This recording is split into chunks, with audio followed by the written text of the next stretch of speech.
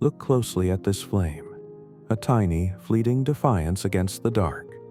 It is born, it shines, it consumes, and in time, it will be extinguished. It is a story with a beginning, a middle, and an end. Your life is such a story. The story of our world is another. Every great epic, every quiet lullaby, every empire, every love, they all follow this simple, universal arc. But have you ever dared to ask about the greatest story of all? The one in which all our smaller tales are nested? The story of existence itself. Does it too have a final page? Come, let us travel forward, not by days or by centuries, but by the grand, sweeping epochs of cosmic time. Let us venture to the shoreline of eternity and witness the final fading light. Let us ask the ultimate question: how will the universe die? Part 1. The Twilight of the Gods. Behold the universe in its magnificent prime, the Stelliferous Era, the Age of Stars. This is the cosmos we know, a grand, chaotic ballroom, alight with a trillion stellar chandeliers. For billions of years, this has been the age of light, of energy, of possibility. It is the era that gave birth to us, the children of stardust, who for a brief moment learned to look up and wonder. But the universe, like all things, is subject to the relentless march of time, to the unyielding law of entropy. The fires of creation cannot burn forever. The process is slow, so agonizingly slow it mocks our concept of urgency. The first to go are the Titans, the great blue giant stars. They live brilliant, profligate lives, burning through their fuel in a cosmic instant, and die in the glorious coronation of a supernova. Next, the steady, sun-like stars, like our own. They will swell into red giants, casting a final, mournful glow on their dead inner worlds, before puffing away their layers and collapsing into the quiet, crystalline dignity of white dwarfs.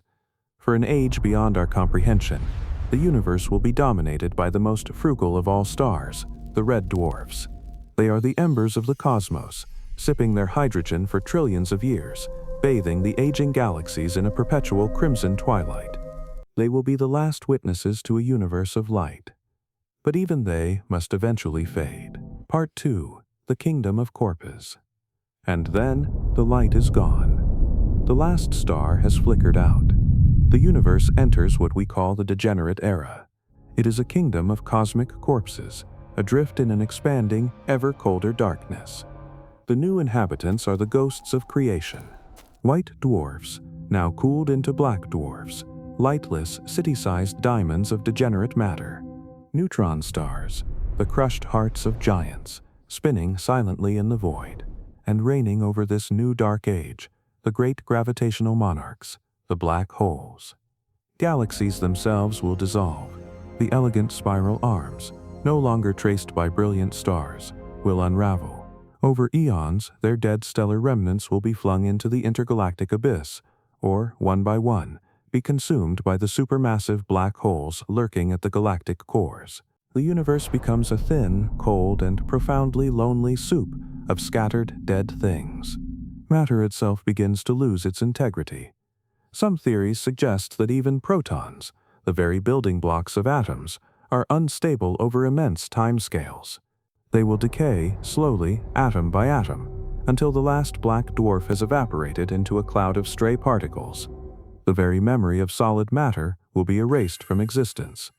It is here, in this final, chilling act, that the story fractures. Physics offers us 3 potential fates, 3 final verses for the cosmic poem. Destiny 1, the Big Freeze, the long goodbye.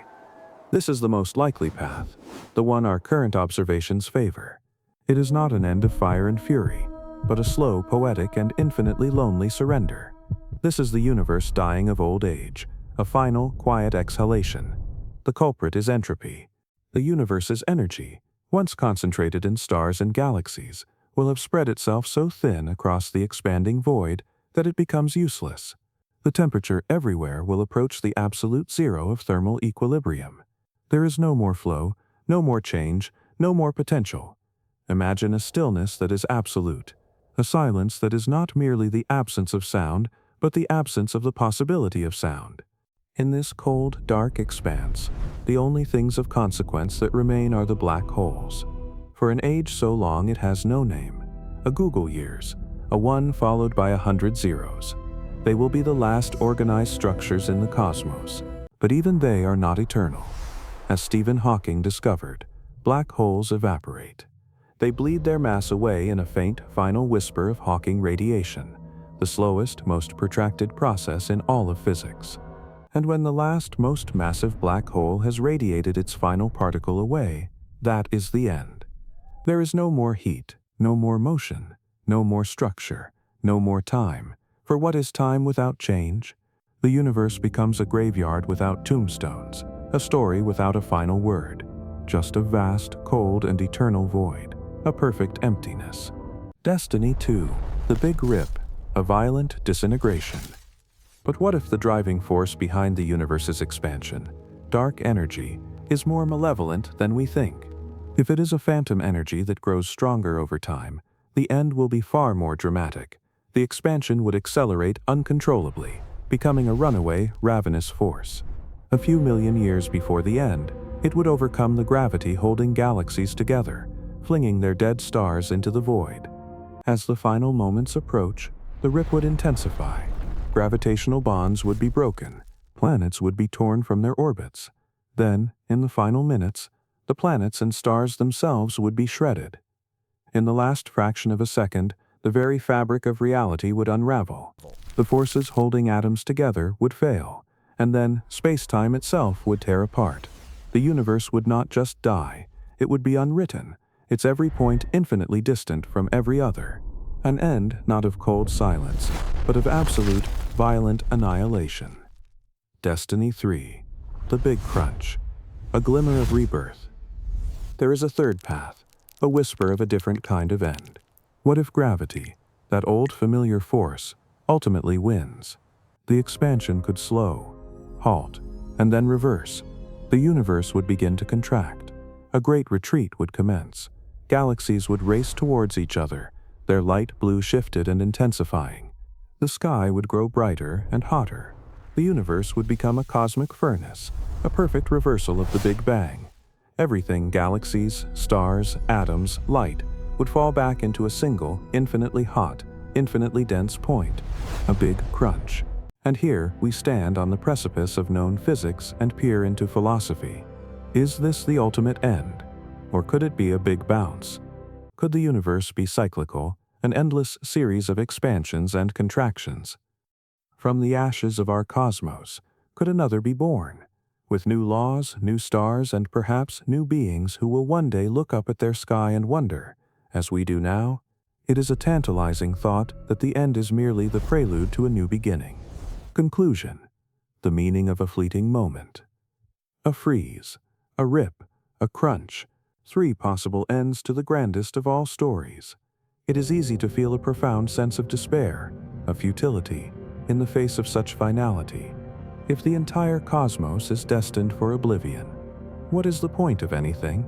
What is the value of our brief, flickering flame of consciousness in a universe doomed to darkness? Perhaps the meaning is not in the destination, but in the journey. The universe, for a time, became self-aware. In us, the stardust learned to think, to love, to create art, to question its own existence. We are the witnesses.